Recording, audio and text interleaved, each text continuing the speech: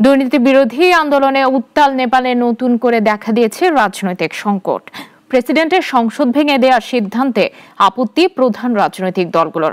তারা বলছে, সংসদ পুনর্বহাল না হলে গণতন্ত্র হুমকিতে পড়বে। ক্ষমতা পেয়ে এক কঠিন পরীক্ষার মুখে পড়েছেন অন্তর্বর্তী প্রধানমন্ত্রী সুশীলা কার্কি। দুর্নীতি বিরোধী আন্দোলনে অস্থির নেপালে রাজনৈতিক সংকট আরও ঘনীভূত হচ্ছে। অন্তর্বর্তী প্রধানমন্ত্রী সুশীলা কার্কি শপথের পর প্রেসিডেন্ট রামচন্দ্র পাউদেল সংসদ ভেঙে দেওয়ার ঘোষণা দেন। এটি আন্দোলনকারীদের এই প্রধান দাবিটিকেই অসাংবিধানিক বলছে দেশটির প্রধান রাজনৈতিক দলগুলো। যৌথ বিবৃতিতে নেপালি কংগ্রেস, সিপিএন, ইউএমএল, মাওবাদী কেন্দ্র সহ ৮টি দল বলছে, সংসদ পুনর্বহাল না হলে গণতন্ত্র ভেঙে পড়বে।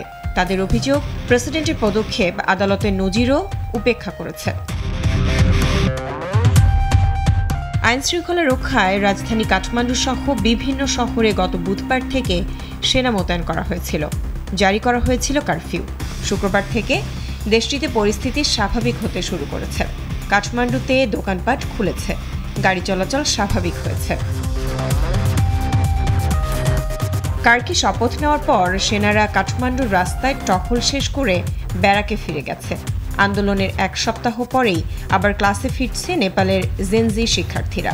সম্প্রতি দেশজুড়ে বিক্ষোভের কারণে বন্ধ থাকা স্কুলগুলোতে সোমবার থেকে সরাসরি ক্লাস শুরু করার নির্দেশ দিয়েছে কাঠমান্ডু মহানগর কর্তৃপক্ষ।